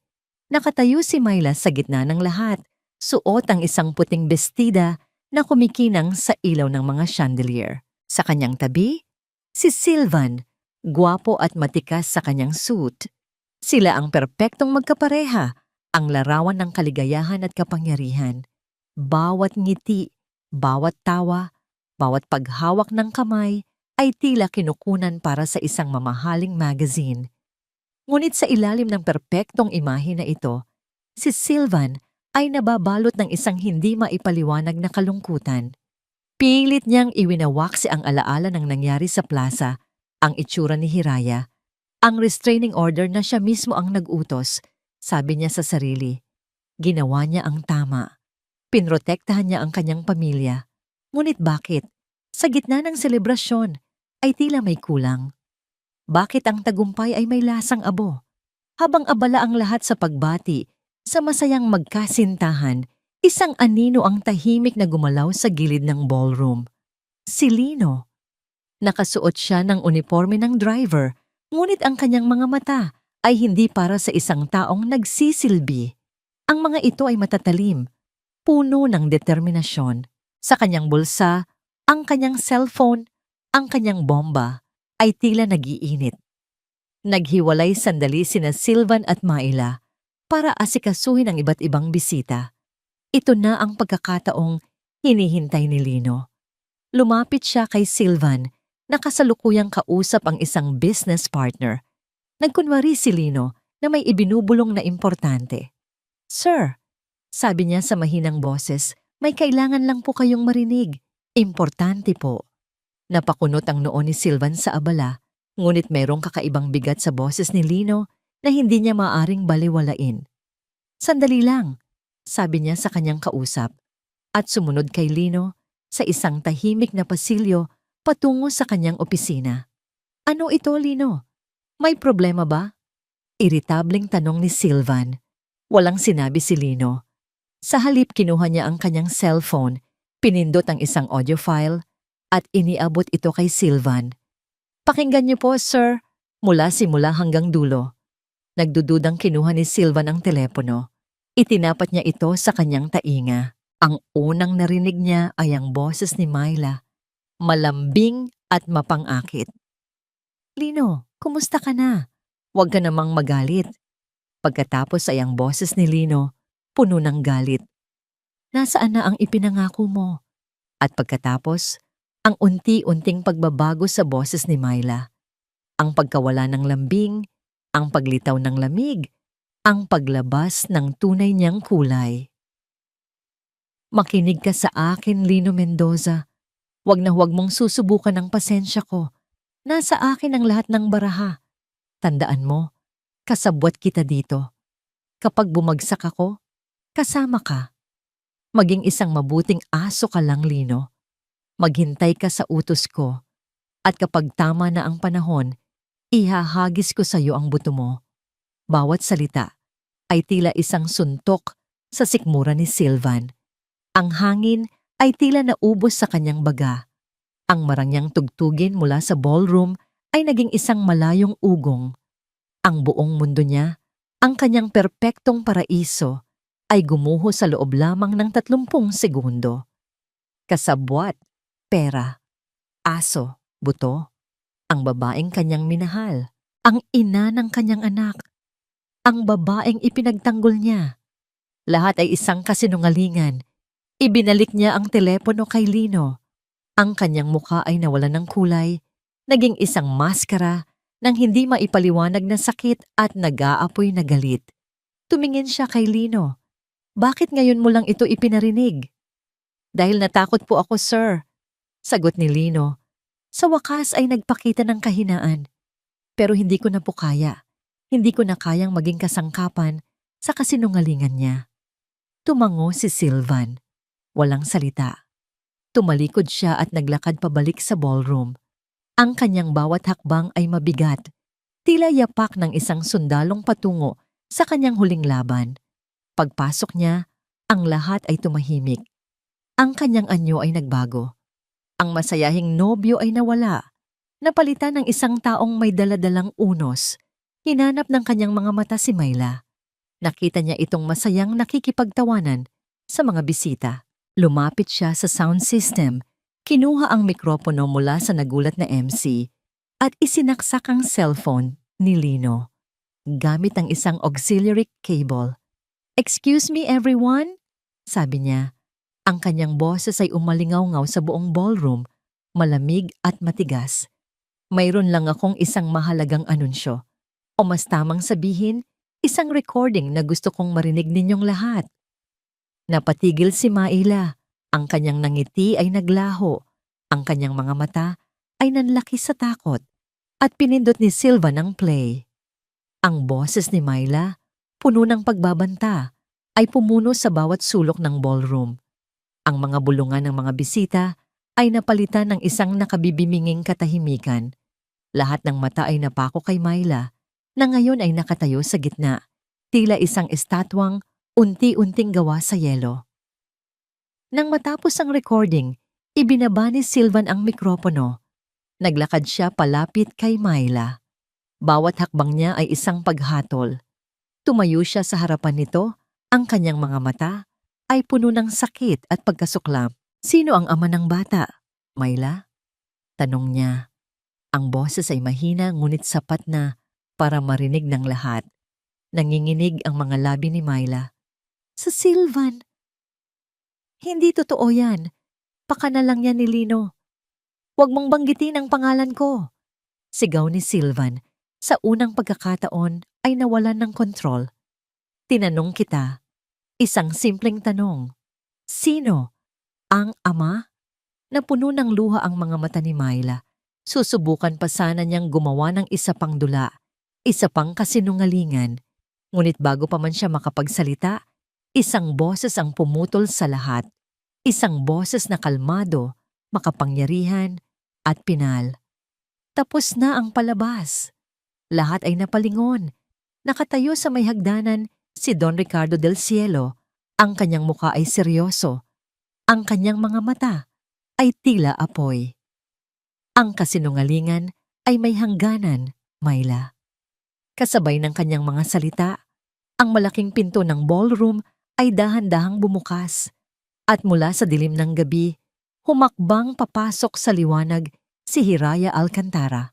Hindi bilang isang katulong, hindi bilang isang akusado, kundi bilang isang babaeng nakatayo ng may dignidad. Ang kanyang mga mata ay matatag, handa nang bawiin ang lahat ng kinuha sa kanya. Humakbang si Hiraya papasok sa ballroom at ang bawat yapak niya sa makintab na sahig na gawa sa marmol ay tila umalingaw-ngaw sa nakabibinging katahimikan.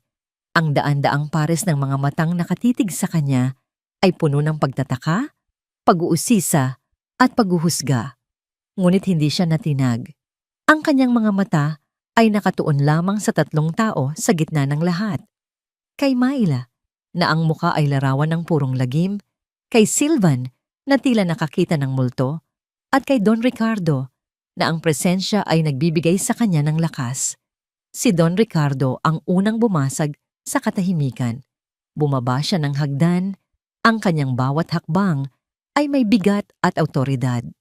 Huminto siya sa gitna, sa pagitan ni Sylvan at ni Hiraya.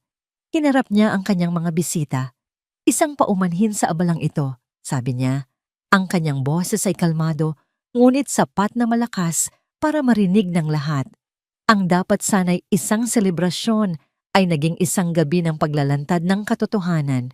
Ngunit ang katotohanan, gaano man kapait, ay kailangang lumabas. Tumingin siya kay Myla at ang lamig sa kanyang mga mata ay sapat na para magpayelo ng apoy. Matagal na akong may pagdududa sa iyong pagkatao, Myla. Masyadong perpekto ang iyong mga ngiti. Masyadong planado ang iyong mga galaw. Pagkatapos ay lumingon siya kay Hiraya at ang kanyang tingin ay lumambot, napalitan ng respeto. Kaya't hinanap ko ang isang taong magiging panukat ng katotohanan, isang taong dumaan na sa pinakamatinding pagsubok at napanatili pa rin ang kanyang dangal. Humarap siyang muli sa lahat. Ang babaeng ito, si Hiraya Alcantara, ay hindi isang magnanakaw. Siya ay isang biktima ng isang malupit na kasinungalingan noon at isang biktima ng isang mas malupit pang kasinungalingan ngayon. Ipinahanap ko ang kaso niya. Nalaman kong ang lisensya niya bilang doktor ay binawi, hindi dahil sa pagkakamali, kundi dahil sa isang sabwatan na gawa ng isang mainggiting kasamahan. Siya ay inosente at dinala ko siya rito sa aking pamamahay para subukan ng ginto, para makita kung sino ang tunay na kumikinang at kung sino ang peke. Bawat salita ni Don Ricardo ay tila isang pako na ipinupukpok sa kabaong ng mga kasinungalingan ni Myla. Oh, hindi! Desperadong sabi ni Myla, naghahanap ng huling kakapitan. Itinuro niya si Hiraya.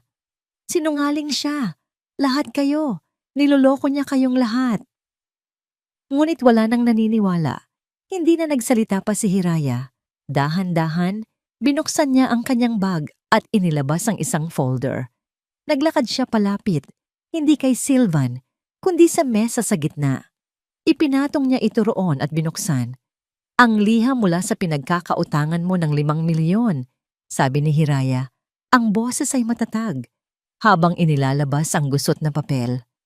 Ang mga litrato mo, kasama ang isang kilalang politiko, at ang medical records ng pamilya Del Cielo na nagpapatunay na ang birthmark ng anak mo ay imposibleng magmula sa dugo nila.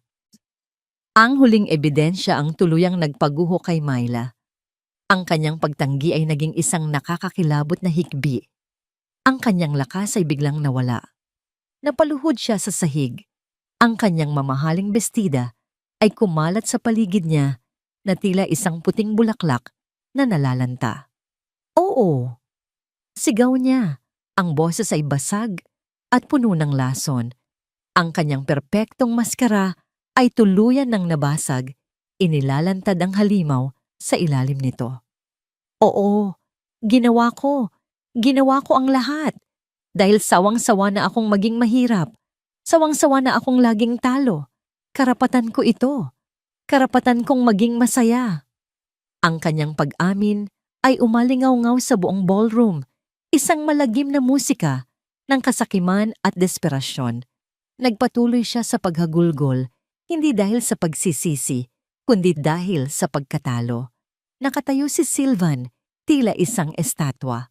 Ang babaeng kanyang minahal, ang ina ng batang kanyang inakalang anak, ang buong mundo na kanyang binuo. Lahat ay gumuho sa harap niya. Ang sakit ay napalitan ng isang malawak na kawalan. At sa gitna ng kawalan na yon, isang mukha lamang ang kanyang nakita. Ang mukha ni Hiraya. Ang babaeng kanyang hinusgahan. Ang babaeng kanyang sinaktan. Ang babaeng kanyang ipinagtulakan palayo. Dahan-dahan, Tila ba bawat galaw ay nangangailangan ng lahat ng kanyang lakas. Humakbang siya palayo kay Myla at palapit kay Hiraya. Huminto siya sa harapan nito. Ang mga mata ng lahat ay nasa kanila. Ngunit para kay Sylvan, silang dalawa na lang ang tao sa silid. Tinitigan niya ang mga mata ni Hiraya. Nakita niya roon ang sakit na idinulot niya. Ang pagod, ang dignidad na pilit niyang winasak. Ibinaba niya ang kanyang tingin, ang kanyang balikat, na laging tuwid at puno ng pagmamataas, ay bahagyang bumagsak. Sa harap ng babaeng ito, hindi siya ang makapangyarihang Sylvan del Cielo. Isa lamang siyang lalaking nagkamali. Isang lalaking naging bulag. "Patawarin mo ako, Hiraya," sabi niya. Ang kanyang boses ay basag. Halos isang bulong na puno ng pagsisisi. "Patawarin mo ako. Naging bulag ako." Hindi niya hinawakan si Hiraya. Hindi niya sinubukang magmakaawa. Inilahad lamang niya ang kanyang pag-amin, ang kanyang kahihiyan, para makita nito. Hindi sumagot si Hiraya. Tumingin siya kay Sylvan at sa kanyang mga mata, walang galit, walang ngiti ng tagumpay. Ang tanging nakita ni Sylvan ay isang malalim, nakakalunod na kalungkutan. Isang kalungkutan para sa kanya, para sa lahat ng nasayang, para sa lahat ng kasinungalingang sumira sa kanila. Nanatili siyang tahimik at ang kanyang katahimikan ay mas mabigat pa kaysa sa anumang salita. Iniiwan nitong nakabitin sa hangin ang tanong ng kapatawaran, isang tanong na tanging panahon na lamang ang makakasagot. Lumipas ang 6 na buwan. Ang iskandalo sa Hacienda del Cielo ay unti-unting humupa. Naging isang alamat na ibinubulong na lamang sa mga mamahaling pagtitipon. Si Myla Imperio, matapos harapin ang samut-saring kaso ng paninirang puri at panloloko, ay nawala na sa sirkulasyon, dala ang kahihiyan at ang mga bunga ng kanyang mga kasinungalingan. Ang bata, na walang kasalanan sa lahat, ay nasa pangangalaga na ng pamilya ng kanyang tunay na ama, malayo sa gulo na nilikha ng kanyang ina. Sa maliit na bayan ng Sansinag, isang bagong pag-asa ang sumisibol. Sa tulong at pondo mula kay Don Ricardo, na naging paraan niya ng paghingi ng tawad sa lahat ng nangyari, muling binuksan ni Hiraya ang kanyang pangarap. Ngunit hindi na ito isang pangarap ng karangyaan o pagkilala. Ang Kalinaw Community Clinic ay isang maliit ngunit malinis na gusali sa gitna ng bayan. Ang pangalan nito, na nangangahulugang kapayapaan, ay sumasalamin sa misyon nito. Dito, si Dr. Hiraya Alcantara ay nagbibigay ng serbisyong medikal sa mga hindi gaanong pinalad, mga magsasaka, mangingisda, mga ina, at kanilang mga anak. Ang kanyang mga kamay, na minsang hinamak, ay muling naging instrumento ng paggaling. Isang hapon, habang ginagamot niya ang sugat sa tuhod ng isang batang nadapa, naramdaman ni Hiraya ang isang pamilyar na presensya. Sa gilid ng kanyang paningin, nakita niya ito. Si Sylvan del Cielo, hindi nakasuot ng mamahaling suit, kundi isang simpleng puting t-shirt at maong. Pawisan, hawak ang isang mop. Tahimik niyang nililinis ang sahig ng klinika. Ang bawat galaw ay puno ng ingat, na tila ba ang simpleng gawaing iyon ang pinakamahalagang trabaho sa mundo. 3 buwan na ang nakalipas mula ng unang beses siyang magpakita. Pansamantala niyang iniwan ang posisyon bilang CEO ng kanilang kumpanya. Ipinasa ito sa isang pinsan. At araw-araw, mula umaga hanggang hapon, naroon siya sa klinika. Hindi bilang isang del cielo, kundi bilang isang volunteer. Siya ang taga-ayos ng mga gamit. Siya ang tagalinis. Siya ang tagabuhat ng mga kahon ng gamot. Hindi siya nagsasalita, maliban kung kinakailangan. Hindi siya humihingi ng pansin. Ang tanging ginagawa niya ay magtrabaho at mula sa malayo, panoorin si Hiraya na mayroong ekspresyon ng paghanga, pagsisisi at isang hindi maipaliwanag na kalungkutan sa kanyang mga mata. Nang matapos gamutin ang bata, tumayo si Hiraya at nagpunta sa maliit na pantry para magtimpla ng kape. Pagod na siya. Ang buong araw ay puno ng mga pasyente. Sumunod sa kanya si Sylvan, ang kanyang mga yapak ay halos walang tunog. Kinuha nito ang isa pang tasa. "Gusto mo ng kape, Doc?" Tanong nito sa mahinang boses. Ang pagtawag nito sa kanya ng Doc ay puno ng respeto. Tumango si Hiraya. "Salamat." Nagtimpla si Sylvan ng 2 tasa ng kape at iniabot ang isa kay Hiraya. Ito ang pinakamahabang sandali na sila'y magkasama, nang sila lang, nang walang tensyon, walang galit, walang kasinungalingan. "Masaya ako na makita kang nakangiti ulit, Hiraya," sabi ni Sylvan habang nakatingin sa labas ng bintana. Hindi ito isang papuri na may halong pambobola. Ito ay isang simpleng pag-amin. Tinitigan ni Hiraya ang kanyang tasa. "Natagpuan ko na ulit ang sarili ko dito," sagot niya. "Ang pagiging doktor ay hindi pala tungkol sa titulo. Tungkol pala ito sa pagtulong." Tumango si Sylvan. "At ang pagiging tao," dagdag niya, "ay hindi pala tungkol sa yaman. Tungkol pala ito sa pag-amin ng pagkakamali." Isang mahabang katahimikan ang namagitan sa kanila. Ngunit hindi ito isang katahimikang nakakailang. Ito ay isang katahimikang puno ng pag-unawa. "Sylvan," sabi ni Hiraya. Tumingin ito sa kanya, ang mga mata ay puno ng pag-asa at takot. "Salamat sa paglilinis ng sahig," sabi niya. Isang maliit na ngiti ang sumilay sa labi ni Sylvan. Isang totoong nangiti sa unang pagkakataon. "Walang anuman. Marami pa akong kailangang linisin." Alam nilang pareho na hindi lang sahig ang tinutukoy niya. Isang matandang babae ang pumasok sa klinika, inuubo. Agad na ibinaba ni Hiraya ang kanyang tasa. Ang doktor sa kanya ay muling nabuhay. "Sandali lang," sabi niya kay Sylvan, at lumabas para asikasuhin ang pasyente. Naiwan si Sylvan sa pantry. Pinanood niya si Hiraya habang malumanay nitong kinakausap ang matanda. Habang sinusuri ito ng may buong pag-aalaga. Nakita niya ang liwanag sa mukha nito. Isang liwanag na mas maningning pa sa lahat ng diamante sa mundo. Bumalik siya sa paglilinis. Habang nagpupuna si Hiraya ng stethoscope, napatingin siya sa direksyon ni Sylvan. Nakita niya itong nakayuko. Seryosong kinukuskos ang isang mantsa sa sahig. Ang dating aroganteng milyonaryo ay nawala na. Ang nasa harapan niya ngayon ay isang taong nagsisikap, isang taong nagbabago, at sa kauna-unahang pagkakataon, nang walang pag-aalinlangan, nang walang sakit, nang walang galit, nginitian siya ni Hiraya. Isang simple, maliit, ngunit totoong at tatong ngiti. Hindi ito isang pangako ng pag-ibig, hindi pa. Ngunit ito ay isang pangako ng pagpapatawad, isang pangako ng isang posibleng simula, isang Hiraya ng bagong umaga. At dito nagtatapos ang kwento ni na Hiraya at Sylvan sa isang bagong umaga na puno ng pag-asa at pangalawang pagkakataon. Mula sa kaibuturan ng aking puso, isang taos-pusong pasasalamat sa bawat isa sa inyo na sumubaybay, nakinig, at naging bahagi ng paglalakbay na ito. Ang pagsulat sa kwentong ito ay hindi lamang isang trabaho, kundi isang paglalakbay din para sa akin. Sa bawat salitang aking tinipa, naramdaman ko ang bigat ng pasanin ni Hiraya, ang pagkabulag na dulot ng pag-ibig kay Sylvan, at maging ang desperasyon na nagtulak kay Myla sa kadiliman.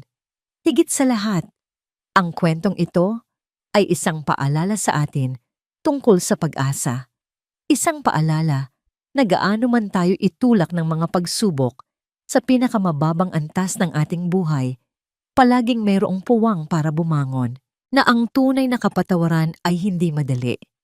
Ngunit ito ang tanging susi na magpapalaya sa ating mga puso mula sa bigat ng nakaraan. At ang pag-ibig, sa kanyang pinakadalisay na anyo, ay hindi natatagpuan sa karangyaan o perpektong mga pangako, kundi sa tahimik na pag-unawa, pagtanggap, at paghilom. Ngayon, nais ko namang marinig ang inyong tinig. Anong bahagi ng kwento ang pinakatumatak sa inyong puso? Anong aral ang inyong baon-baon mula sa paglalakbay ni Hiraya?